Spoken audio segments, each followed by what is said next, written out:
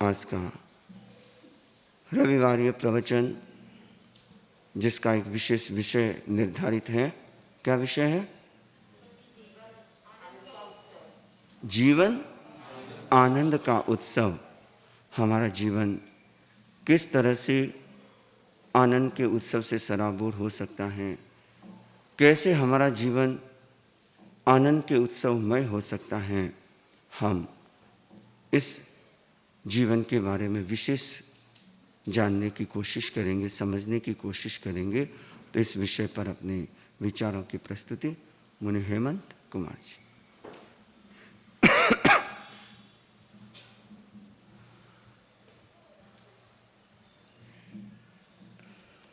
अर्हन्तो भगवन्त इन्द्रमहिता सिद्धाश्च सिद्धि स्थिता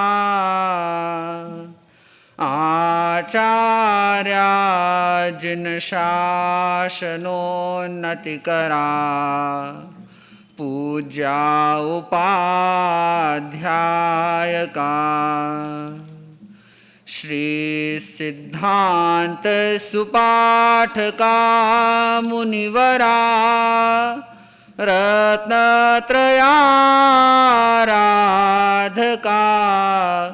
पंचैते परमेष्ठिनः प्रतिदिनं कुर्वन्तु नो मंगलम्। आराध्य देव श्रवण भगवान महावीर के चरणों में वंदना। परम पावन आचार्य श्री महाश्रवण जी के चरणों में वंदना। विराजित मनुष्य के चरणों में वंदन। उपस्थित श्रद्धालु श्रावक श्राविका। जीवन जिसे एक आनंद का उत्सव कहा जाता है, और उस आनंद के उत्सव की शुरुआत सबकी एक समान होती है। जन्म के साथ यह उत्सव प्रारंभ होता है और मृत्यु के साथ यह उत्सव क्या होता है? समाप्त नहीं होता। यही एक विशेष बात है कि जिसने अपने जीवन के आनंद को प्राप्त किया है या अपने जीवन को एक उत्सव बनाया है, तो मृत्यु के साथ वह उत्सव समाप्त नहीं होता। और सिर्फ जिसने अपनी जिंदगी का भार ढोया है उसका क्या होता है? दी एंड हो जाता है। कब? जब मृत्यु होती है। और ये जन्म मृत्यु की जो ये यात्रा है और जिसकी शुरुआत जन्म से होती है, और प्रश्न होता है कि जन्म के साथ हम क्या करते हैं? क्या करते हैं? जब बच्चा जन्म लेता है, छोटा होता है, नन्ना मुन्ना होता है, हम क्या देखते हैं, क्या सोचते हैं? क्या देखते हैं? हम देखते हैं कि ये नादान है। क्या है? नादान है, यह जानता नहीं, यह नासमझ है, यह बचपने में जीने वाला है। और इन सारी स्थितियों को देख करके हम क्या करते हैं? सिखाना शुरू करते हैं। क्या करते हैं? सिखाना शुरू करते हो। सबसे पहली क्या कोशिश रहती है आपको बच्चे को कुछ सिखाने के लिए? हाँ? क्या सबसे पहली कोशिश? हाँ? बोलना है। बोलने से भी पहले कुछ होता है। हाँ? हम एक प्रयत्न करते हैं कि वह हंसे। क्या करते हैं? एक प्रयत्न करते हैं। कई लोग उसको उछालेंगे, उसको हिलाएंगे, गुदगुदी करेंगे, उसको किसी भी रूप में कोशिश रहेगी उनके कि यह हंसे। और जब वह हंसने लगता है तो आपको क्या होता है? अच्छा लगता है। आपको लगता है कि बच्चा हंस रहा है, यह हंसना सीख रहा है। और सहज ही कहना चाहिए, उससे पहले एक काम और हो जाता है, वह है रोना। क्या है? जन्म के साथ ही रोना शुरू हो जाता है और बाद में हम हंसी सिखाने की कोशिश करते हैं। फिर धीरे धीरे कोशिशें बदलती है, लेसन्स बदलते हैं, सिखाने के तरीके बदलते हैं और जिंदगी में बहुत कुछ सिखाया जाता है। शब्द सिखाए जाते हैं, भाषा सिखाई जाती है, उसके साथ साथ हाव भाव सिखाए जाते हैं, तो साथ साथ में सच और झूठ भी सिखाया जाता है। और इतना कुछ सीख लेने के बाद भी जब हम देखते हैं कि व्यक्ति ने इतना कुछ सीखा, सीखते सीखते इतना समय बीत गया, लेकिन अभी तक उसे खुशी नहीं मिली, उसे आनंद नहीं मिला, तो हम क्या करते हैं? फिर कुछ नया सीखने की, फिर कुछ नया ओढ़ने की, फिर कुछ नया अपनाने की कोशिश करते हैं। बचपन से जो सीखा गया, जो सिखाया गया, आप सीखते चले आ रहे हैं। सबने समान रूप से सीखा। बोलना सभी को आता है ना, हंसना सभी को आता है, रोना सभी को आता है, छल कपट झूठ सब आता है, खरीदना आता है, बेचना आता है, इतना सब कुछ हमने सीखा। लेकिन जब आनंद मिलता नहीं, जब खुशी मिलती नहीं, तो हमारी कोशिश होती है कि फिर कुछ और सीखें।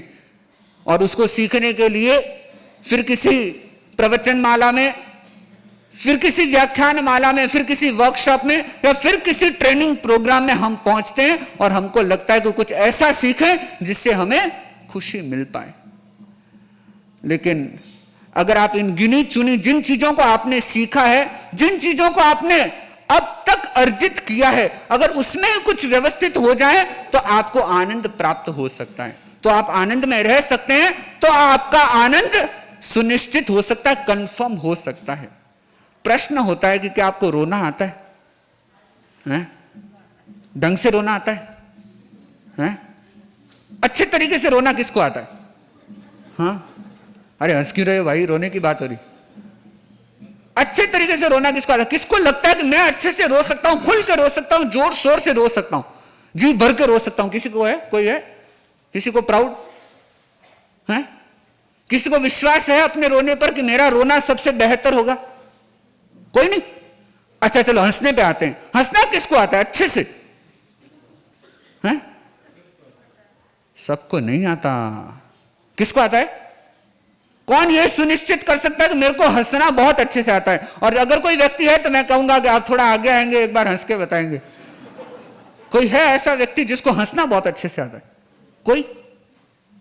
आप देखिए कि कितनी हास्यास्पद बात है, कितना चिंतनीय प्रश्न हमारे सामने। हमको ना तो ढंग से हंसना आता है और ना ही ढंग से रोना आता है, जिसमें भाषा की भी जरूरत नहीं है, जिसमें शब्दों की भी जरूरत नहीं है, जिसमें उम्र भी मोहताज नहीं है, और जिसमें आपकी डिग्री, आपका पढ़ा लिखा होना या आपका अनुभव या आपके दूसरे जो चीजें आप खड़े करते हैं, लाते हैं, ओढ़ते हैं, उन चीजों की भी आवश्यकता वान नहीं है। लेकिन फिर भी हमें न तो ढंग से हंसना आता है और न अच्छे तरीके से रोना आता है।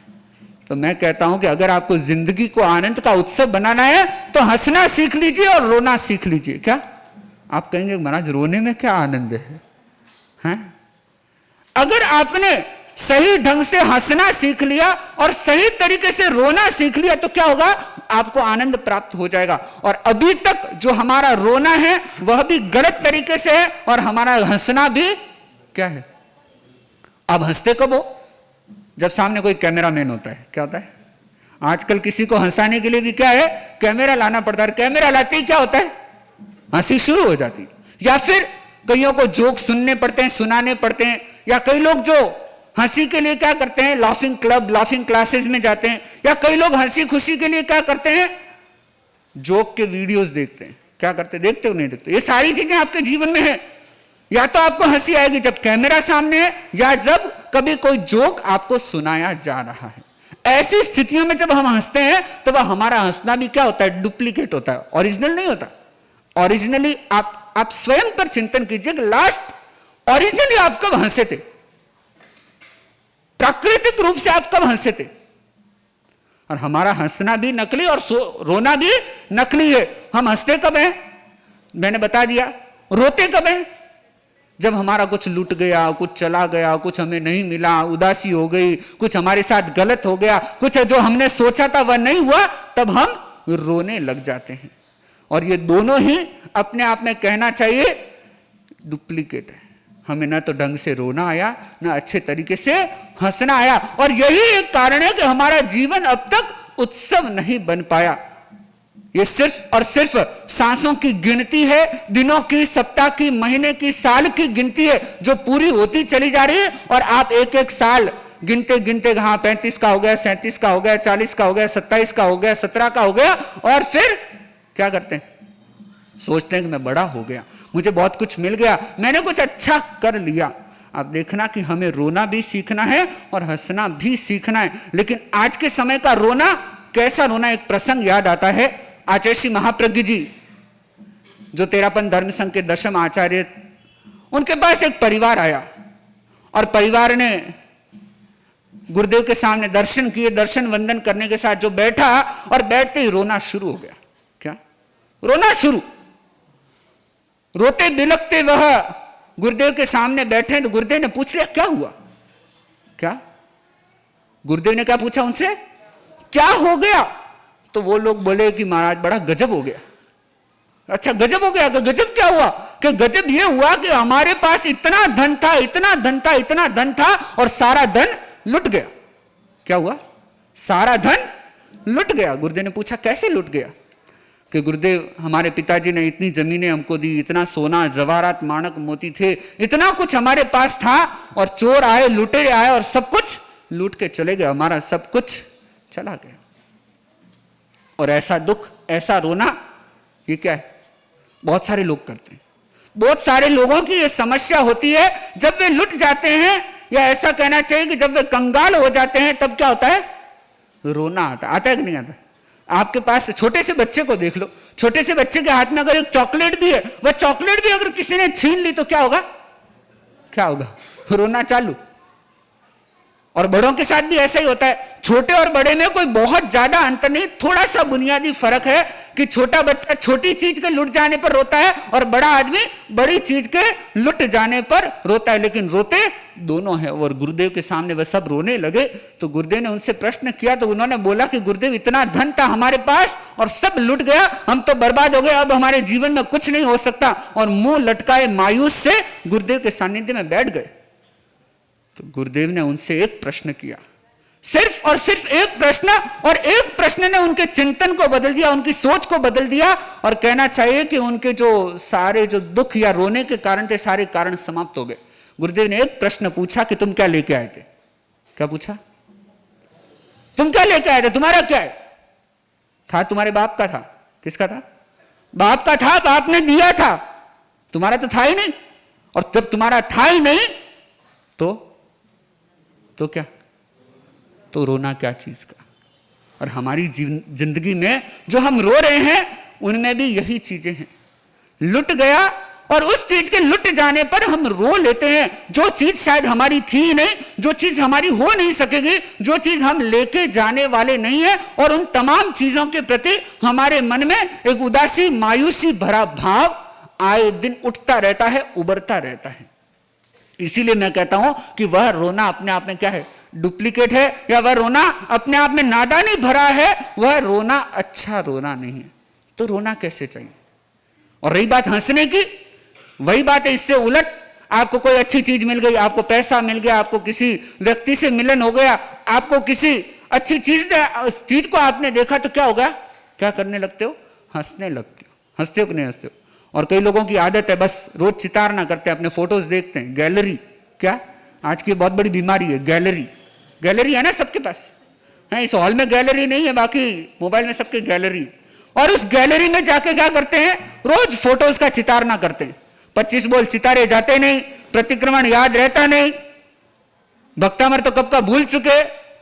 क्यों? क्योंकि चितारना उस गैलरी का होता है, आगे पीछे बस अंगुली घुमाते रहते हैं, ये फोटो देखा, वो देखा, और उसको देख करके क्या करते हैं? हम हंसने लग जाते हैं। और वह हंसना भी अपने आप में एक नाटक होता है, वास्तविकता में हम सही ढंग से हंसते भी नहीं।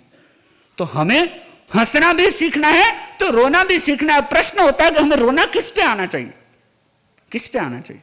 आपसे कोई पूछे वास्तविकता में रोने का कारण क्या हो सकता है? अच्छा कारण, एकदम वाजिब, जेन्युइन रीजन कह सकते हैं उसको। रोने का जेन्युइन रीजन क्या हो सकता है? अपनी गलतियों पर। और क्या रीजन हो सकता है रोने का? खुश होके रो सकते हैं। अरे वाह, हाँ हाँ अच्छी बात है। और बताइए। दुख की अनुभूति है तब रोना सही रोना होता है। अच्छा, और पश्चाताप, बहुत सुंदर। दो तरह का रोना होता है, एक होता है अनुताप में, एक होता है पश्चाताप में। अगर आप पश्चाताप में रोते हैं तो आपका रोना भी एक कला है। क्या है? आपका रोना भी एक कला है। और वास्तविकता में जिस दिन आपको अपने पश्चाताप के भावों में रोना आ गया, समझ लेना चाहिए कि आपके जीवन के उत्सव की, जीवन के आनंद के उत्सव की शुरुआत आपने कर ली। और हंसी किस पे आनी चाहिए? हंसी किस पे आनी चाहिए? हंसी किस पे आनी चाहिए? किस पे आनी चाहिए? पड़ोसी पे हैं, जो खड्डे में गिर जाए उस पे, जो कीचड़ में गिर जाए उस पे, हैं? क्या ज्ञान की अनुभूति। अपने आप पर कौन बोला? अच्छा, अपने आप पर कैसे, क्यों?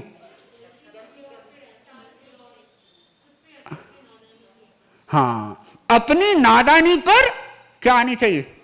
हंसी आनी चाहिए। आपने कोई नादानी की, आपने कोई भूल की, आपने स्वयं के साथ एक नादानी भरा कार्य या कृत्य कर दिया, आपकी हरकत जो नादानी भरी थी, और अगर वह चीज आपको दिख जाती है और अगर आपको वह उस समय हंसना आता है, तो समझ लेना चाहिए कि आपका हंसना भी क्या है? एक कला बन सकता है। और अनेक अनेक महापुरुष हुए। छोटा सा प्रसंग याद आता है, कबीर जी रास्ते से चल रहे थे और रास्ते से चलते अचानक वे क्या करने लगे? रोने लगे। और कुछ ही क्षणों में अचानक वे हंसने लगे। प्रसंग बहुत विशेष है, लेकिन यहां प्रसंग महत्वपूर्ण नहीं है, प्रसंग महत्वपूर्ण है उनकी हंसी और उनका रोना। हंसी इसलिए आई कि लोग देखते हुए भी मैसेज नहीं ले रहे, नादानी में जी रहे हैं। और रोना इसलिए आया कि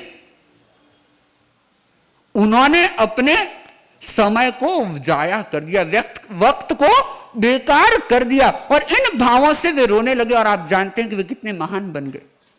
अनेक अनेक व्यक्ति ऐसे हैं, कई कई व्यक्ति ऐसे हैं जिन्होंने रोते रोते वैराग्य को प्राप्त कर लिया। कैसे? रोना शुरू तो उन्होंने अनुताप में किया, लेकिन चलते चलते उनका वही अनुताप पश्चाताप बन गया, और उसी भावों में उनके वैराग्य का अंकुरण हो गया। बाबा जी मैं तो रोज कहीं करूं, गिल्ली करूं, तो भी वैराग्य नहीं आया, तो भी उस आनंद की शुरुआत हमारे जीवन में नहीं हुई। क्यों? क्योंकि हमारा रोना अपने आप में सही नहीं है। तो रोना अगर पश्चाताप में होता है और हंसना अगर नादानी पर होता है, तो समझ लेना चाहिए कि हमें उस आनंद की शुरुआत करने का, उस आनंद का एक स्टार्टिंग पॉइंट या शुरुआती सूत्र हमें प्राप्त हो गया है। और हमारे जीवन में आपसे मैं बात कहूं कि कोई अवसर, कोई कार्य ऐसा नहीं है जिसके लिए हमें दुखी होना पड़े। जब बात आनंद की आती तो आनंद का विपरीत क्या होता है? मायूसी, दुख। हमारे जीवन में एक भी ऐसा कारण जीवित नहीं है, विद्यमान नहीं है जिसके लिए हमें रोना पड़े। आप कहेंगे महाराज कैसे? आपका प्रश्न हो सकता है कि कैसे? अनेक अनेक मौके आते हैं कि हमको रोना पड़ता है, रोना आ जाता है, रोना जरूरी होता है, या उसके अंदर रोए बिना कोई चारा हमारे पास नहीं होता। बहुत सारे लोगों के तर्क हो सकते हैं, लेकिन वास्तविकता में अगर हम हमारे जीवन को देखें, अब हम अपने जीवन को देखने की कोशिश करें। आप देखिए, आप अपने जीवन को देखते हैं, आपके मन में एक भाव होता है कि मुझे कुछ करना है। क्या करना है? मुझे कुछ करना है। ऐसा भाव है कि नहीं लोगों के मन में? है? आप घर में रहते हैं, चाहे बाहर रहते हैं, चाहे आप पढ़े लिखे हैं, चाहे आप अनपढ़ हैं या कम पढ़े लिखे हैं, आपके मन में क्या भाव रहता है कि मुझे कुछ करना है। और कुछ कर भी लेते हैं तो एक समय बाद आपके मन में भाव आता है कि अगर वह संतुष्टिदायक नहीं है, वह कुछ विशेष नहीं हो पाया है, तो आप क्या सोचते हैं? मैंने तो किया ही क्या है? कई लोग बैठते हैं, बातें करते हैं। आजकल के लोगों की एक मेंटालिटी हो गई है कि हम रिटायर नहीं होंगे। क्या नहीं होंगे? रिटायर नहीं होंगे। महाराज मैं जब तक मर जाऊंगा ना, तब तक भी दुकान तो जाऊंगा। क्या करूंगा? दुकान तो जाऊंगा। और लोग क्या गिनाते हैं? आचार्य तुलसी का नाम गिनाते हैं कि गुरुदेव तुलसी ने लिखा है जीवन भर काम करूंगा। गुरुदेव ने तो लिखा गण का भंडार भरूंगा, वो बोले घर का भंडार भरूंगा। क्या गुरुदेव ने क्या फरमाया? जीवन भर काम करूंगा, गण का भंडार भरूंगा, संकल्प टूट निभाया रे महाप्राण गुरुदेव। लेकिन ये कलयुगी भक्त क्या कहते हैं? जीवन भर तो काम करूंगा, घर का भंडार भरूंगा, बेटा चाहे वैरी हो जाए, लेकिन पीछा नहीं छोड़ूंगा। क्या पीछा? किस रूप में? कि करना है, करना है, इसे कुछ देना है, इसका क्या फ्यूचर सिक्योर करना है, इसे अमुक चीज देनी है, अमुक वस्तु देनी है, अमुक चीज खड़ी करनी है। और इन भावों में व्यक्ति जीता चला जाता है। क्यों? क्योंकि व्यक्ति ने एक बहुत बड़ी नासमझी की है और उसने अपने जीवन को इन्वेस्टमेंट समझ लिया। क्या समझा है? बहुत सारे लोग समझते हैं कि लाइफ इज एन इन्वेस्टमेंट, कि मुझे वापस कुछ प्राप्त करना है, और उसी चक्कर में उसकी जिंदगी चलती चली जाती है और सोचता है, हर दिन अपने बही खाते मिलाता है, मैंने क्या लिया, क्या दिया, क्या कमाया, क्या दमाया, न जाने कितनी कितनी चीजें वह चेक करता चला जाता है। लेकिन जिंदगी वास्तविकता में कोई निवेश नहीं है, पूंजी निवेश नहीं है, इन्वेस्टमेंट नहीं है। जिंदगी क्या है? आप देखिए कि जिंदगी में आप एम्प्टी हैंडेड यानी खाली हाथों आए थे, और अगर आप ये सोचते हो कि पैसा ही आपका टारगेट है, पैसे से ही आप अपनी सफलता या अपने आनंद को तोलते हो, तो आप समझ लेना कि आप अपने आप में एक बहुत बड़ी गलती कर रहे हो। और अगर जिस दिन यह सूत्र आपके गहरे तक समा गया कि मैं खाली हाथों यहां पहुंचा था, और मजे की बात कि अगर मैं बहुत कुछ बर भी लेता हूं तो उसकी समाप्ति यही है, उसकी समाप्ति कोई आगे चलने वाली नहीं है। आप कहेंगे कि महाराज ये रोज की रोज एक बात क्यों? ये जिंदगी का बहुत महत्वपूर्ण सूत्र है, आनंद का एक महत्वपूर्ण सूत्र है कि हम यह समझ लें कि हमारी जिंदगी का आखिरी सत्य यही है जो प्रथम सत्य था। शुरुआत हमारी खाली हाथों हुई है तो अंत भी खाली हाथों होना है। तो इसलिए अगर हम अपनी जिंदगी को इन्वेस्टमेंट समझ रहे हैं तो हमारी एक बहुत बड़ी भूल है। छोटे से छोटा बच्चा, बड़े से बड़ा आदमी भी यह सोचता है कि मैं कुछ बड़ा बनूंगा। क्या करूंगा? बड़ा बनूंगा, समथिंग ग्रैंड। क्या ये जो लोग नए नए शब्द सीख रहे हैं ना, तो आए दिन नए नए तर्क उठा के लाते हैं, आए दिन नए नए सपने देखते हैं, आए दिन नई नई गाड़ियों के मॉडल देखते रहते हैं, बोले कुछ ग्रैंड होना चाहिए, कुछ बड़ा होना चाहिए। अरे आप बड़ा क्या करेंगे? और उस बड़े के पीछे, उस बड़े टारगेट के पीछे आखिर सत्य क्या है, ये चीज हमें समझनी चाहिए। तो ये जो हमने जीवन को क्या मान लिया है? निवेश मान लिया है। और जहां व्यक्ति जीवन को निवेश मान लेता है वहां व्यक्ति की शिकायतें शुरू होती। क्या होती है? वहां शिकायत पर शिकायत होती चली जाती है। आप देख लीजिए आपके जीवन को, आप स्वयं के जीवन का निरीक्षण कीजिए कि आपने अपने जीवन को एक नादानी के साथ जोड़ा कि यह जीवन एक पूंजी निवेश है, और उसके साथ आपकी गलतियां होने लगी। आप आए दिन शिकायत करते चले जाते हैं, और उन शिकायतों में आपके जीवन का जो आनंद है वह समाप्त हो जाता है। मैंने बात की शुरुआत बच्चे से की थी। बच्चे को हमने क्या सिखाया? झूठ सिखाया। सिखाते सिखाते कहां पहुंच गए? शिकायत तक पहुंच गए, और अभी तक शिकायत करते आए हैं। लेकिन अब अगर हम अपने जीवन को बदल दें तो बहुत कुछ अंतर आ सकता है, बहुत कुछ बदला जा सकता है। तो अब तक जो हमने किया वो हमारी एक ऐसी पॉलिसी थी जिसमें जीत हो नहीं सकती। क्या नहीं हो सकती? जीत नहीं हो सकती। हमारी पॉलिसी नो विन पॉलिसी अब तक चल रही है, जिसमें जीत की संभावना नहीं। क्यों? क्योंकि खाली हाथ आए थे और खाली हाथ जाना है। हमने एक जो गलती की और वो नो विन पॉलिसी का एक बहुत बड़ा हिस्सा बने कि हमने इस जीवन को पूंजी निवेश मान लिया। लेकिन वास्तविकता में इस जीवन को क्या मानना है, क्या समझना है, इस पे ध्यान देने की जरूरत है। और जो व्यक्ति सिर्फ और सिर्फ अपने जीवन को एक निवेश मात्र समझते हैं तो वे चाहे सुख में हो चाहे दुख में हो हमेशा एक जैसी हरकत करते नजर आएंगे। क्या करते नजर आएंगे? एक आदमी था, अपने सामने नशे का पदार्थ लेके बैठा था। नशे के बहुत सारे पदार्थ हैं आज के समय में, और आए दिन नए नए इजाद होते हैं। तो एक आदमी अपने सामने शराब लेके बैठा था। क्या लेके बैठा था? शराब। और किसी ने उससे पूछ लिया भाई आज शराब क्या चीज के लिए? तो उसने बोला आज भारत पाकिस्तान का मैच है। क्या है? आज भारत पाकिस्तान का मैच है। तो अब पूछने वाले को भी समझ नहीं आया कि भारत पाकिस्तान का मैच और शराब का क्या कनेक्शन? तो बोले कि नहीं, आज तो क्या करेंगे? सेलिब्रेट करेंगे। क्या करेंगे? सेलिब्रेट करेंगे। अच्छा क्या सेलिब्रेट करोगे? कि नहीं भारत जीतेगा तो फिर क्या करेंगे? आप समझ गए? ठीक है। अब इतने में सामने वाले आदमी ने पूछ लिया कि अगर समझ लो कि भारत हार गया तो क्या करोगे? क्या करेंगे? भारत जीत गया तो खुशी में पी लेंगे और भारत हार गया तो गम में पी लेंगे। आप लोग भी ऐसा करते हो। आप लोग शराब नहीं तो कॉफी पी लेते होंगे, चाय पी लेते होंगे, मुरमुरा चुरमुरा कुछ खा लेते होंगे। हमारी कोशिश वही, हरकत वही है, नादानी भरी। हम क्या करेंगे? वही कार्य करेंगे। चाहे हमारी जिंदगी में आनंद का अवसर है, खुशी का अवसर है, चाहे दुख का अवसर है, हम कार्य वही करते हैं जो करते चले आ रहे हैं। हमने कुछ नया किया ही नहीं। और जब नया नहीं करोगे तब तक आनंद प्राप्त होने वाला नहीं। हमारा थिंकिंग पैटर्न, हमारा थॉट प्रोसेस, हमारी चीजों को देखने का तरीका, नजरिया, आउटलुक, सब कुछ वैसा का वैसा रटा रटाया घिसा पिटा चल रहा है। और लेकिन सपने क्या है, अरमान क्या है? लाइफ में कुछ एक्साइटिंग होना चाहिए। क्या होना चाहिए? एक्साइटिंग होना चाहिए, इंटरेस्टिंग होना चाहिए, ये होना चाहिए, वो होना चाहिए। सपने हम बहुत बड़े बड़े देख लेते हैं, लेकिन हमारे उन बुनियादी कार्यों में या उन बेसिक कामों में कोई विशेष अंतर या परिवर्तन देखने को नहीं मिल रहा। बंधुओं बहनों, जब तक उसमें अंतर नहीं आएगा तब तक हमारा जीवन आनंद से परिपूर्ण नहीं हो सकता। तो अब हमें उस बेस को ही बदल देना है, हमें वही एक ऐसा परिवर्तन लाना है जिससे कि हमारा जीवन आनंद में बन सके। और इसके लिए आपको साधु से, संत से एक चीज सीख लेनी चाहिए। आपने अनेक बार सुना तो होगा, लेकिन शायद सीखा नहीं होगा। सदा दिवाली संत के। क्या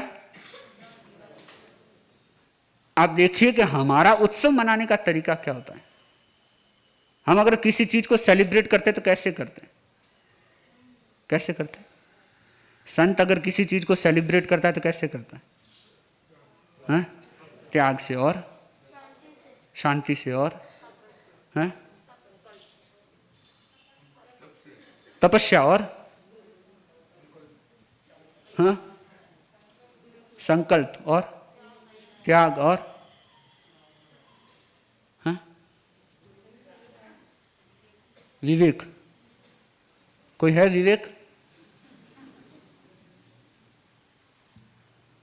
संत अपने जीवन में क्या करते हैं? और यही एक फर्क है। आप कुछ चीजें जो मैंने आपको बता दिया कि इस खुशी और गम में आपका एक ही काम होता है, कुछ खा पी लिए, खा पी के उठ के खड़े हो गए, बस खुशी मना ली, खा पी के उठ के खड़े हो गए, बस गम क्या हुआ? गम के पल यही छूट गए। लेकिन संत अपने आप में विशेष होता है, और संत विशेष होने के कारण ही उसके लिए कहा जाता है सदा दिवाली संत के, क्योंकि उसका सेलिब्रेशन फॉर एवर होता है। कैसे होता है? For ever. हमेशा वह आनंद और उत्सव में मनाता है। कैसे? कई लोग आते हैं, पूछते हैं महाराज आप बर्थडे के दिन क्या करते हैं? हम कहते हैं उपवास करते हैं। महाराज बर्थडे के दिन तो केक खाते हैं, बर्थडे के दिन होटल जाते हैं, बर्थडे के दिन तो वो कोक पीते हैं, ये होता है वो होता है, लेकिन आप उपवास करते हो। देखिए कि साधु के आनंद का तरीका यही है, और वही तरीका उन्हें विशेष बनाता है। हमारे जीवन में भी कुछ ऐसे प्रयोग हैं जो हमें आनंदित कर सकते हैं, हमें खुश कर सकते हैं, हर समय हर पल आनंद में रख सकते हैं, लेकिन उन कार्यों का प्रयत्न हमारे द्वारा होना चाहिए। तो संत से आपने देखा, क्योंकि संत का जो आनंद है वह ओकेजनल नहीं है। क्या नहीं है? ओकेजनल नहीं है। लेकिन आपका आनंद, आपकी खुशी कैसी है? ओकेजनली है। इवेंचुअली बोल दो, ओकेजनली बोल दो, और भी बहुत सारे नाम जिसे दिए जा सकते हैं। किसी एक क्षण, किसी मोमेंट के साथ आपका आनंद या आपकी खुशी जुड़ी हुई है, लेकिन संत की जिंदगी में वो बिल्कुल विपरीत है, बिल्कुल भिन्न रूप से नजर आता है। क्योंकि संत का आनंद, संत की खुशी किसी अवस्था विशेष, किसी समय विशेष से नहीं जुड़ी हुई, वह हर समय उस आनंद को मनाता है। तो आप भी उस आनंद को मना सकते हो। और एक शिक्षण आप अगर संत से ग्रहण कर दो, और कहा जाता है कि संत जो प्रकृति में रहता है, संत जो अपने ही नेचर में रहता है, आप भी संत हो सकते हैं किसी रूप में। और किसी रूप में हम प्रकृति को देखें तो प्रकृति की भी अनेक वस्तुएं एक संत के रूप का जीवन जीती है। कहा जाता है कि फूल होते हैं, फूल चाहे कीचड़ में खिले, चाहे कांटों के बीच खिले, फूलों की फितरत है कि वे खुशबू फैलाएंगे। कीचड़ में खिले चाहे खिले कांटों के बीच, फूलों की फितरत है वे खुशबू फैलाएंगे। वह कैसे हो पाता है? क्योंकि उनका जीवन प्रकृति के साथ जुड़ा हुआ होता है। वह स्वयं में एक ऐसा कुछ रहस्य जानते हैं, और उस रहस्य को हमें पकड़ना होगा। और वह रहस्य हमारे भीतर है, हमारे भीतर विद्यमान है, और उसकी शुरुआत हमारे अपने रोने या हंसने से होती। जो मैंने पहले ही कहा कि हम अगर अपनी नादानी पर हंसते हैं, हम अगर अपने ही पश्चाताप में अगर हमारे भीतर एक रोने जैसी स्थिति पैदा होती है, तो वह उस चीज का निर्माण करती है, और आगे चल करके आपके संकल्प आपके आनंद की दिशा को तय करते हैं। किसको? आनंद की दिशा को कौन तय करेगा? आपका अपना संकल्प, आपका अपना निश्चय। जैसा कि बहनों से, भाइयों से मैंने आपसे अभी पूछा कि उसके लिए हमें क्या करना होगा सदा आनंद के लिए, खुशी के लिए, तो बोलते हैं कि संकल्प। तो संकल्प हमारे भीतर एक अच्छा परिवर्तन घटित कर सकता है। अब प्रश्न होता है कि आप संकल्प क्या करेंगे? हमारी एक बहुत बड़ी कमजोरी कहें या बहुत बड़ी नासमझी है कि हम गलती भी बड़ी करते हैं और सुधारने के लिए कोशिश भी क्या करते हैं, क्या करते हैं, बड़ी करते हैं। तो हमें सुधारने की कोशिश में बड़ी कोशिश नहीं करना है। आप कहेंगे महाराज ऐसा क्यों? कोई लोग होते हैं कहते हैं कि सीधा मन में को सोच लेते हैं कि अब तो मैं कभी गुस्सा नहीं करूंगा, अब तो मैं हर रोज क्या करूंगा, आनंद में रहूंगा। अब कहते हैं कि हर रोज मैं सामयिक करूंगा। अनेक अनेक प्रकार की चीजें, अनेक अनेक प्रकार के चिंतन आपके मन में उठते हैं, लेकिन मैं कहता हूं कि आपको बड़ा काम कुछ नहीं करना, आपको सिर्फ एक छोटा काम करना है, और वह छोटी शुरुआत आपकी सही और परफेक्ट शुरुआत होगी। और उसमें हमें एक संकल्प करना है कि मैं हर बात का उत्तर मुस्कुराते हुए दूंगा। क्या?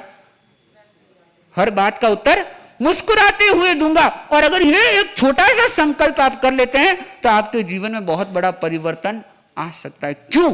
क्योंकि हमारे जीवन में छोटे छोटे कामों को लेकर के ही, या इन छोटी छोटी गलतियों के कारण ही कोई बड़ी गलती रूप लेती है।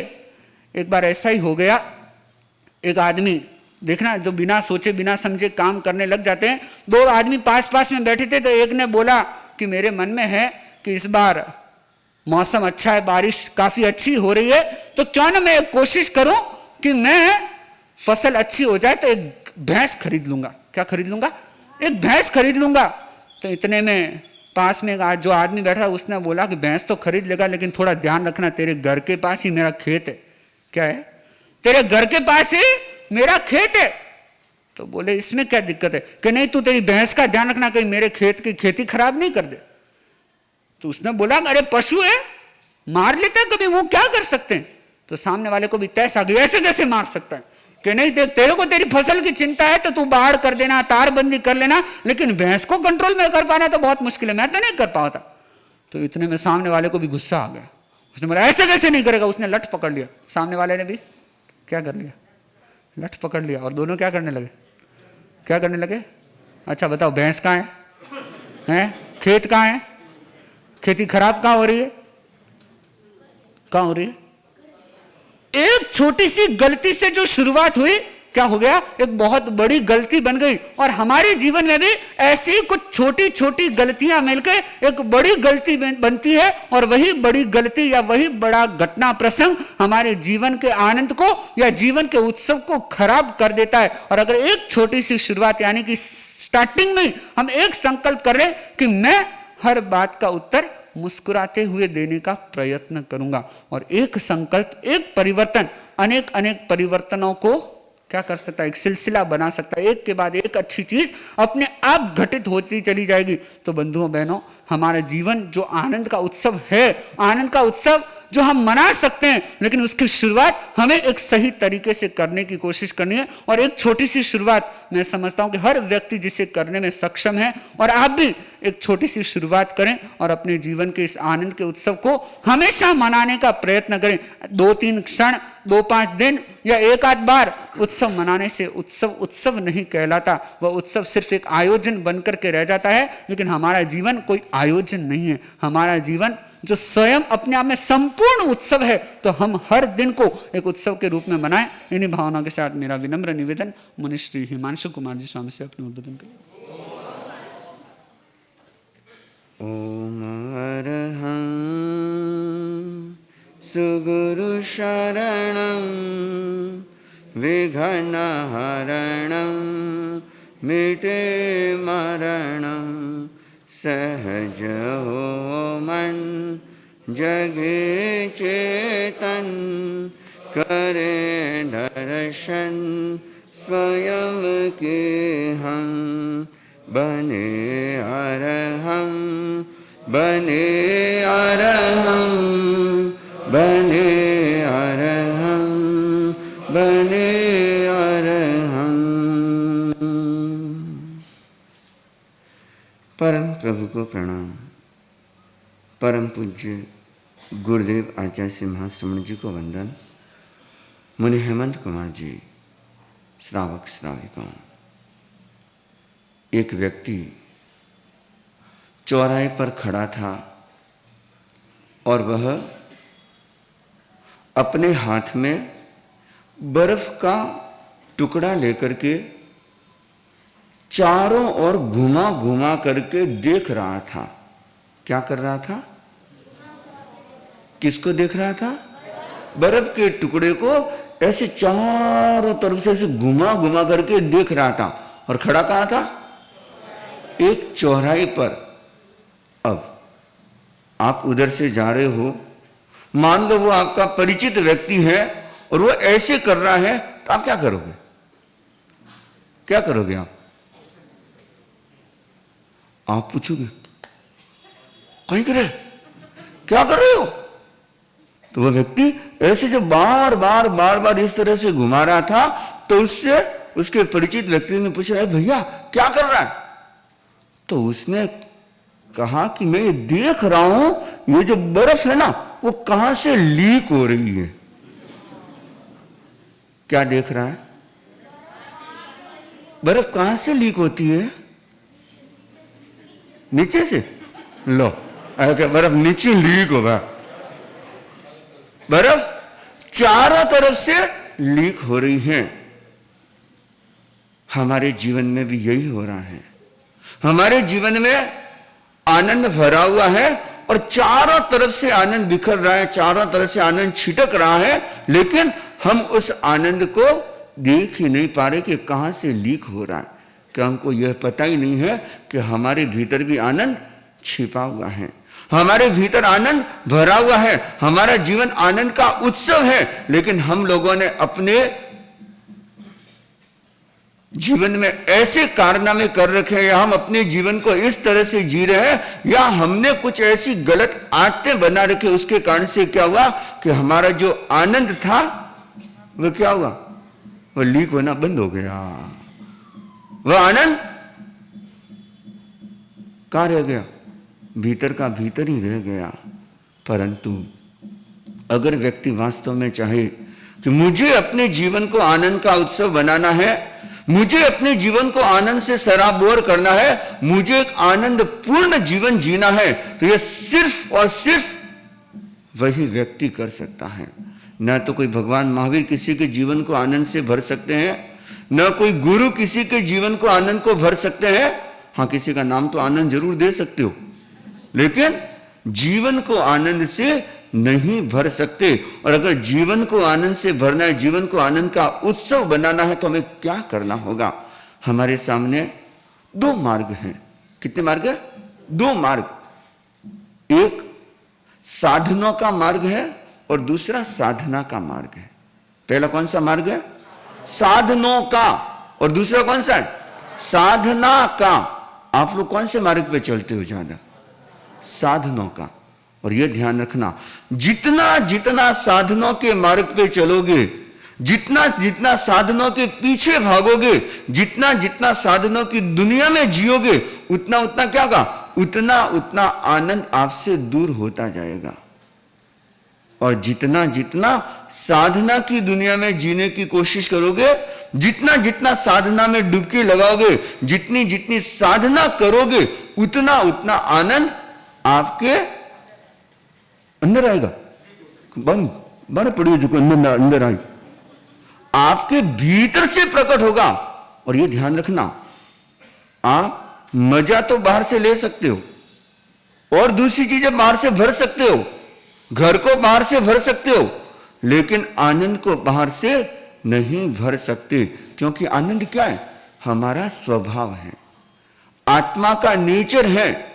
और आत्मा के तीन गुण बताए गए, सत चित आनंद। क्या है? सत चित आनंद। यह आत्मा के तीन गुण हैं। अगर ये तीन गुण हैं तो आत्मा है, और अगर ये तीन चीजें नहीं है तो समझ लेना को आत्मा भी नहीं है। और तीन गुण कौन से हैं? सत चित आनंद। फूल है तो इसका मतलब सुगंध होगी, निश्चित है ना? फूल है तो सुगंध होनी है। पानी है तो पानी का स्वभाव क्या है? शीतलता। यह उसका स्वभाव है। और जो गुण होता है ना, वो कभी उस वस्तु से अलग नहीं होता। तो आत्मा का स्वभाव क्या है? पहला तो है सत, अर्थात जिसका तीनों कांड में अस्तित्व है। सत मतलब क्या होता है? जिसका एग्जिस्टेंस है। आत्मा थी, है और रहेगी। आत्मा कभी नष्ट नहीं होती। और दूसरा आत्मा का गुण क्या है? चित। चित मतलब होता है ज्ञान। चित्त मतलब क्या होता है? ज्ञान। जिसके द्वारा आप जानते हो वो क्या कहलाता है? चित्त। यह आत्मा का दूसरा गुण है। अगर आप में ज्ञान है, अगर आप जानते हैं, तब तो आप आत्मा हो, नहीं तो आप क्या हो? आत्मा नहीं हो, आप क्या हो? अजीव हो। अजीव में यह गुण नहीं होता। और तीसरा गुण आनंद। यह आनंद हमारा स्वभाव है कि आत्मा में अनंत आनंद समाया हुआ है, लेकिन हम लोगों ने क्या किया? उस आनंद की परतों को इतना ढक दिया, इतना ढक दिया, ऊपर दूसरी इतने परतें आ गई, उसके कारण से हमको यही नहीं पता कि हम आनंद से परिपूर्ण हैं। तो यह आनंद हमारे जीवन में कैसे उतर सकता है? जीवन आनंद का उत्सव कैसे बन सकता है? तो आज हम छोटी छोटी कुछ बातें करेंगे, और बड़ी आसान बातें हैं, और उन आसान बातों को जीवन में उतार करके हम अपने जीवन को आनंद का उत्सव बना सकते हैं, जीवन में आनंद से परिपूर्ण हो सकते हैं। और इसके लिए जो दो मार्ग है ना हमारे सामने, साधनों का मार्ग और साधना का मार्ग, तो एक निर्णय करना होगा, हमें साधना के मार्ग पर आगे बढ़ना है। साधनों की दुनिया में तो जीते जीते अनादिकाल बीत गए, अनंत जन्म बीत गए, जो किसमें निकले आपके?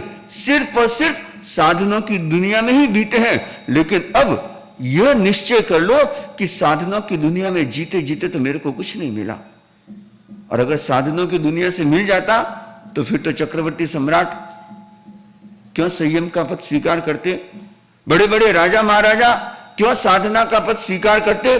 तीर्थंकर प्रभु क्यों वह साधनों को छोड़ करके साधना के मार्ग पर कदम बढ़ाते? तो यह एक निश्चित कर लो कि अगर आनंद मिलेगा, आनंद आएगा, तो कहां से आएगा? साधना के द्वारा। नहीं तो आनंद, वो क्या हुआ कि एक बहुत बड़ा संगीत का कार्यक्रम आयोजित किया हुआ था, और उसमें हजारों लोग, हॉल एकदम खचाखच भरा हुआ था, और उसमें क्या हुआ, जो संगीतकार था ना, वह भी बड़ा मस्त मिजाज वाला था, तो वह भी एकदम अच्छे से अच्छे गीत सुना रहा था। 5-7 गीत सुनाए, और फिर जोर से सबको पूछा, आनंद आया? क्या प्रश्न पूछा? आनंद आया? तो आगे आगे की पंक्ति में जो भाई बैठे हुए थे वो बोले कि महाशय आनंद नहीं आया। आनंद नहीं आया? मैंने गीत सुनाए, ऐसे ऐसे अद्भुत अद्भुत गीत सुनाए, और आनंद नहीं आया। तो फिर उसने क्या कहा? फिर डायरी के पेजों को पलटा, और फिर 5 अच्छे अच्छे और अच्छे अच्छे उसके जो श्रेष्ठ गीत थे वो उसने सुनाए, और सुनाने के बाद में फिर पूछा, क्या पूछा? आनंद आया? तो फिर क्या होगा?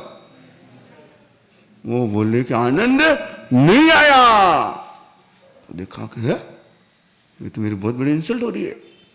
तो फिर देखा, फिर डायरी के पन्नों को पलटा, और फिर उसमें से जो जो और उसके श्रेष्ठतम गीत थे वो उन 5-7 गीतों को गाया, और फिर पूछा, आनंद आया? तो इतने में आगे आदमी जो बैठा था वो खड़ा हुआ कि महाशय आनंद आने वाला तो था, लेकिन उसकी बस छूट गई, इसलिए आनंद, आपकी भी बस छूट गई, इसलिए आपको भी आनंद। कौन सी बस छूट गई? साधना की बस। कि जिस साधना की बस में, जिस साधना के यान में बैठना था, उसमें हम बैठे ही नहीं, और इसलिए आपको भी आनंद, आनंद आया? बोल दो, आया? कठायो ना? आनंद तब आएगा जब आप साधना की गाड़ी में बैठ जाओगे, तब आनंद तक पहुंच सकते हो, आनंद आपको मिल सकता है।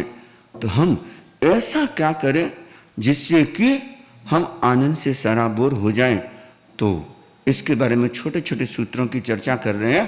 पहला सूत्र है कि जो कुछ घट रहा है, जो कुछ हो रहा है, उसे अहोभाव से स्वीकार कर लो। क्या करना है? जो कुछ घट रहा है, जो कुछ हो रहा है, उसे अहोभाव से स्वीकार कर लो।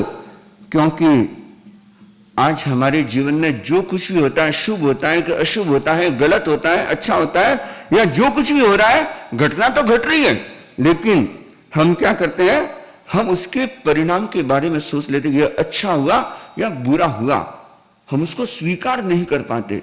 और जब तक स्वीकार नहीं कर लेते, और वो भी स्वीकार कैसे करना, एक तो उदास मन से और एक अहोभाव से स्वीकार करना। और अहोभाव से स्वीकार करने का मतलब आनंद को पाने का पहला सूत्र है। जीवन को आनंद का उत्सव बनाने का बड़ा महत्वपूर्ण यह कीमिया है कि जो कुछ हो रहा है, जो कुछ आपके साथ में घट रहा है, उसे क्या करना, अहोभाव से स्वीकार कर लेना। अहोभाव का मतलब खुशी खुशी, मस्ती से उसे स्वीकार कर लेना। और यह निर्णय मत करना यह अच्छा है या यह बुरा है। जो घटना घटी, यह निर्णय मत करना कि अच्छा है या बुरा है। हां, घटना घटी यह तो सही है, लेकिन घटना अच्छी या बुरी, घटना सही या गलत, यह निर्णय करने का अधिकार हमें नहीं है। यह नहीं पता कि यह घटना हमारे अच्छे के लिए हुई कि बुरे के लिए हुई है, यह हमको नहीं पता। हो सकता है एक घटना घटी, वो हमारे बहुत अच्छे के लिए भी हो सकती है। किसी की मृत्यु हुई और वो किसी के वैराग्य का निमित्त भी बन सकती है, वह किसी के लिए बहुत बड़ी प्रेरणा भी बन सकती है। तो जो घटना घटती है वह अच्छी या बुरी कुछ नहीं होती। घटना सिर्फ क्या है, घटना है। और अगर आपने उस घटना को अहोभाव के साथ में स्वीकार कर लिया तो समझ लेना कि आपके भीतर आनंद प्रकट हो गया। और नहीं तो क्या है, अभी तक तो हम उधेड़ू वन में झूल रहे हैं, अभी तक हम दुख के साये में रह रहे हैं। एक बहुत मस्त फकीर था। फकीर इसलिए मस्त था कि छोटा सा उसका परिवार और उस छोटे से मकान में वह रहता था, और कैसी भी परिस्थिति उसके सामने आती और वह हर समय बहुत प्रसन्न रहता था, हर क्षण बहुत खुश मिजाज में रहता था। और गांव वाले भी देखते कि वाह, ये फकीर कैसा है, इसको तो कोई फर्क ही नहीं पड़ता, और ये हर समय बड़ा मस्ती में रहता है। और उस फकीर के पास में एक बहुत अद्भुत घोड़ा था, उत्तम नस्ल का घोड़ा, और घोड़ा भी ऐसा कि उस पूरे राज्य में वैसा उत्तम नस्ल का घोड़ा किसी के पास नहीं था। और राजा को पता चला इस फकीर के पास में बहुत विशेष घोड़ा है, बड़ा श्रेष्ठ घोड़ा है। तो राजा उसकी झोपड़ी में पहुंच गया। किस लिए? उस घोड़े को लेने के लिए। और इस फकीर से कहा कि देख, यह जो तेरे पास में घोड़ा है, यह घोड़ा मेरे को दे दे, और इसके लिए मुंह मांगी कीमत मैं तेरे को देने के लिए तैयार हूं। जो तू कहेगा वह कीमत मैं दे दूंगा। अगर आपके पास में वो घोड़ा हो और आपको कह दे कि तेरे को मुंह मांगी कीमत मिलेगी, तो क्या करोगे? अरे मौका है, चूक मत, कर ले, डील कर ले। तो वह राजा ने जब उसे यह कहा कि मुंह मांगी कीमत देने के लिए तैयार हूं, तो वह फकीर बोला कि राजन, यह घोड़ा मैं किसी को नहीं देता, यह घोड़ा मेरे पास में ही रहेगा। राजा ने बहुत समझाया, लेकिन उसने मना कर दिया। और राजा भी बड़ा सात्विक विचारों वाला, सात्विक स्वभाव वाला था, इसलिए देखा कि इसकी फकीर की इच्छा नहीं, तो राजा ने भी वह प्रयत्न छोड़ दिया। नहीं तो राजा की तो ताकत होती है, चाहे तो वह जबरदस्ती कर ले, लेकिन नहीं। और वह राजा गया, और गांव वालों को उस फकीर के प्रति बहुत सहानुभूति थी, तो सब इकट्ठे होकर के आए और कहा कि ये क्या किया, कितनी बड़ी नादानी कर ली। अरे भले आदमी, राजा ने घोड़ा मांगा था, इसके लिए तेरे को मुंह मांगी कीमत मिलने वाली थी, और तूने तो बड़ा अच्छा अवसर खो दिया। तो कहा कि कोई बात नहीं, मेरी इच्छा नहीं थी। अच्छा ठीक है। और फिर क्या हुआ, 10-15 दिन बीते होंगे और वो घोड़ा गायब हो गया। वह घोड़ा कहीं चला गया, और गांव वालों को पता चला कि घोड़ा तो कहीं चला गया। तो फिर इकट्ठे होकर के आए और कहा कि देख, हमने पहले ही कहा था, अगर घोड़ा दे देता तो आज कितना फायदा होता। अब घोड़ा भी गया और माल भी नहीं मिला, और ये तो कितना बुरा हुआ कि घोड़ा तुम्हारा खो गया। उसने कहा कि देखो, घोड़ा चला गया, ये तो अच्छी बात, ये तो बात ठीक है, लेकिन बुरा हुआ ये नहीं कह सकते। घोड़ा गया यह बात तो सही है, लेकिन ये बुरा हुआ यह कहने का अधिकार हमें नहीं है। और गांव वाला ने देखा, अच्छा ठीक है कोई बात नहीं, गांव वाले चले गए। 10 दिन बीते होंगे और वो घोड़ा 8-10 नए दूसरे घोड़ों को लेकर के आ गया। कितने घोड़े? पहले तो अकेला था और वही उत्तम नस्ल के घोड़े 8-10 दूसरे वो घोड़े लेकर के आया।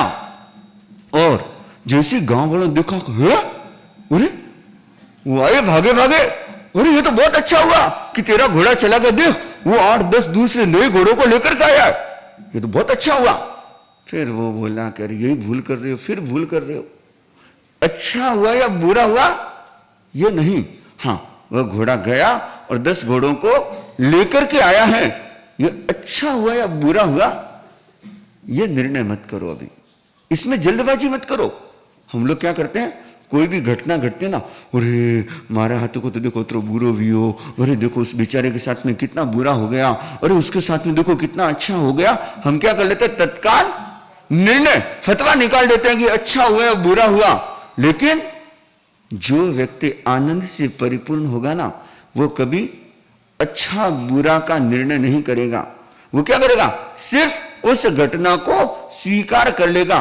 तो उस फकीर ने कहा कि अरे भाई देख, अच्छा बुरा नहीं है, हाँ घोड़ा आया, 10 घोड़ों को लेकर के आया, ये बात तो सही है। फिर क्या हुआ कि जो उस फकीर का बेटा था वो क्या कर रहा था, उन घोड़ों को प्रशिक्षित कर रहा था, ट्रेनिंग दे रहा था। और एक घोड़े को ट्रेनिंग देते देते वो गिर गया और गिरते उसके पैर में फ्रैक्चर हो गया, पैर टूट गया। और गांव वालों को पता चला तो फिर गांव वाले आ गए और बोले कि अरे देख ये तो कितना बुरा हुआ, अगर ये घोड़े नहीं आते, तेरा बेटा ट्रेनिंग नहीं देता तो पैर तो नहीं टूटता तेरे बेटे का, ये तो बहुत बुरा हुआ कि तेरे बेटे का पैर टूट गया। फिर कहा कि अरे भले आदमी हो, हाँ पैर टूटा ये बात तो सही है, लेकिन ये अच्छा या बुरा ये निर्णय अभी मत करो, अभी जल्दबाजी मत करो। फिर गांव वाले चले गए और 1 महीना बीता होगा और क्या हुआ कि जो शत्रु राजा ने उस राजा पर आक्रमण किया और राजा ने आदेश निकलवा दिया कि जो भी गांव में, आसपास के गांव में जो जो नौजवान है उन सबको सेना में भर्ती करो। तब उस गांव में जितने नौजवान थे ना, सबको क्या किया, ले गए और उनको ट्रेनिंग देने लगे और युद्ध में उन सबको जाना था। और इतने में गांव वाले रोते रोते फिर आ गए। अब क्या हुआ भाई, क्या हुआ? वो बोले कि देख बहुत अच्छा हुआ कि तेरे बेटे की टांग टूट गई, और आज अगर तेरे बेटे की टांग नहीं टूटी होती तो आज हमारे हम सब के बेटे चले गए और संभावना नहीं है कि राजा युद्ध जीत पाएगा, हारना निश्चित है और हमारे बेटों के लौटने की कोई संभावना नहीं है। लेकिन कम से कम तुम्हारा बेटा चाहे टांग टूटी हुई लेकिन है तो तुम्हारे पास में ना, तुम्हारे सामने है, इसलिए ये तो बहुत। फिर वह फकीर बोला, फिर भूल कर रहे हो, यह निर्णय मत करो कि यह अच्छा या बुरा हुआ। और जब आप इस तरह से घटनाओं के साथ में अच्छे बुरे का निर्णय कर लेते हो ना, तब क्या होता है, तब आपका आनंद चला जाता है।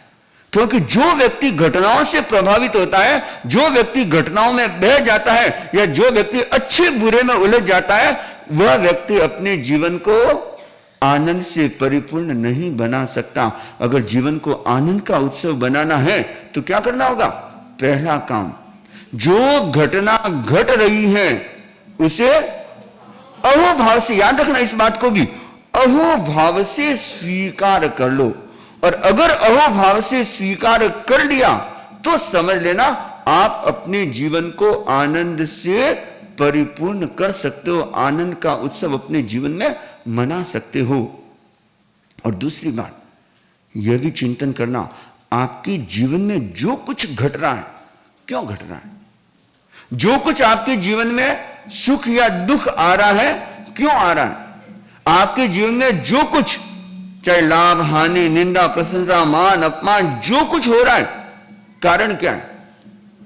कि मैंने बीज बोया था। ये बीज किसका बोया हुआ है? मेरा अपना बीज बोया हुआ है। तो आपको जो कुछ मिल रहा है वह आपका स्वयं का बोया हुआ है, और जो बोया हुआ होगा वह तो क्या होगा? उगेगा। आपने किसी को चांटा मारा था तो आज आपके भी चांटे पड़ रहे हैं। आपने किसी का अपमान किया था तो आज आपके जीवन में अपमान आपको मिल रहा है। लेकिन हम लोग क्या करते हैं? उन घटनाओं को करके भूल जाते हैं। आप देखना, आपको किसी ने गाली दी वो तो आपको याद है, लेकिन आपने किसी को गाली दी वो आपको याद है? अरे नहीं, मन तो गुस्सा में ठाई नहीं पड़े, मुंडा निकलियो रो। हम क्या बोलते हैं? अगर खुद कर लेते हैं तब तो अरे भाई मेरे से हो गया, और सामने वाला करता है तो आप उसको कभी भूलते हो? नहीं भूलते। तो आज जो कुछ भी आपके जीवन में आ रहा है वह क्या है? जो कुछ आपको मिल रहा है वह आपका बोया हुआ है। वे बीज आपने स्वयं ने बोए हैं, चाहे सौभाग्य हो, दुर्भाग्य हो, लाभ हो, हानि हो, निंदा हो, प्रशंसा हो, खुशी या आंसू, इसका जो कुछ भी कारण है वह सब कुछ हमारा अपना किया हुआ है। तो दूसरी बात यह याद रखना कि जो कुछ मुझे मिल रहा है वह किसका किया हुआ है? खुद का बोया हुआ है। तो दूसरे को दोष देना छोड़ देना। अगर आनंद को चाहते हो तो, अगर अपने जीवन को आनंद का उत्सव बनाना चाहते हो, और उत्सव क्या होता है? एक तो होता है त्योहार जो हम कभी कभी मनाते हैं, उसके लिए आपको बहुत तैयारी करनी पड़ती है, और जो बाहर से सारा इकट्ठा करना पड़ता है। और उत्सव जिसमें भीतर से प्रसन्नता प्रकट होती है, जिसमें भीतर से एक अलग एहसास होता है, और उसके लिए आपको बाहर से कुछ भी इकट्ठा करने की जरूरत नहीं है। तो हमें क्या करना है? दूसरा यह सूत्र याद रखना कि जो कुछ मुझे आज मिल रहा है वह किसका है? खुद का बोया हुआ है, खुद का किया हुआ है। इसलिए अगर कभी कोई घटना घट जाए तो दूसरे को दोष देना छोड़ देना, कभी मत देना, क्योंकि वो तो सिर्फ क्या है? एक माध्यम है, निमित्त है, मीडियम है, लेकिन मूल जो है वह मेरा खुद का किया हुआ है।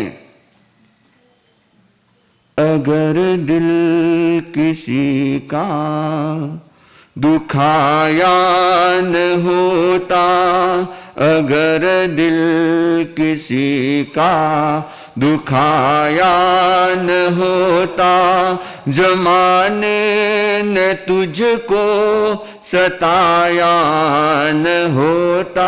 ध्यान से सुनना इन पंक्तियों को। जो अगर ये पंक्तियां आपके हृदय में उतर गई तो समझ लेना आपका जीवन आनंद से सराबोर हो जाएगा। एक बार सभी आंख बंद करेंगे, सीधे बैठेंगे, पूरे शरीर को ढीला छोड़ दें, पूरा शरीर हल्का, लंबा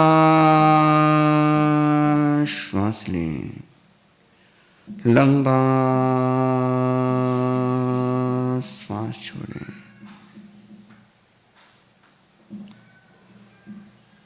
एक एक शब्द को ध्यान से सुनेंगे, प्राण से सुनेंगे, भीतर उतरने देंगे।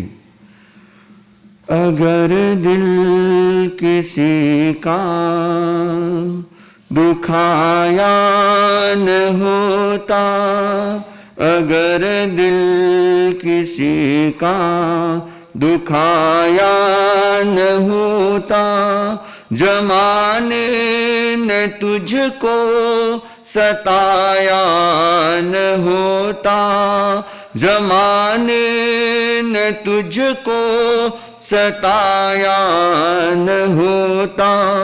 क्यों आते तेरी आंख में आज आंसू, क्यों आते तेरी आंख में आज आंसू, किसी हंसते को रुलाया न होता, किसी हंसते को रुलाया न होता, अगर दिल किसी का दुखाया न होता। क्यों होता अंधेरा तेरे आज घर में, क्यों होता अंधेरा तेरे आज घर में। जो दीपक किसी का बुझाया न होता, जो दीपक किसी का बुझाया न होता, अगर दिल किसी का दुखाया न होता।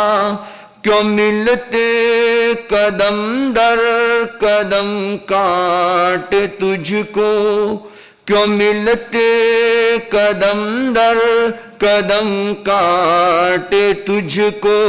जो काटा किसी को चुभाया न होता, जो काटा किसी को चुभाया न होता, अगर दिल किसी का दुखाया न होता। क्यों आती गरीबी तेरे आज घर में, क्यों आती गरीबी तेरे आज घर में। जो पैसा पराया दबाया न होता, जो पैसा पराया दबाया न होता, अगर दिल किसी का दुखाया न होता, अगर दिल किसी का दुखाया न होता। चिंतन करें, आज जो मेरे जीवन में दुख है वह क्यों है। मैंने ही किसी के साथ में ऐसा दुख भरा व्यवहार किया होगा जो आज मेरे जीवन में लौट कर के आया है। मुझे अपने जीवन को आनंद से जीना है तो कभी किसी पर आरोप प्रत्यारोप नहीं करूँगा, मैं कभी किसी को दोष नहीं दूंगा। मैं सिर्फ और सिर्फ इतना चिंतन करूँगा, यह मेरे कर्म का परिणाम है, यह मेरा बीज बोया हुआ है, यह मेरा किया हुआ है जो मुझे मिल रहा है। ओम शांति शांति शांति।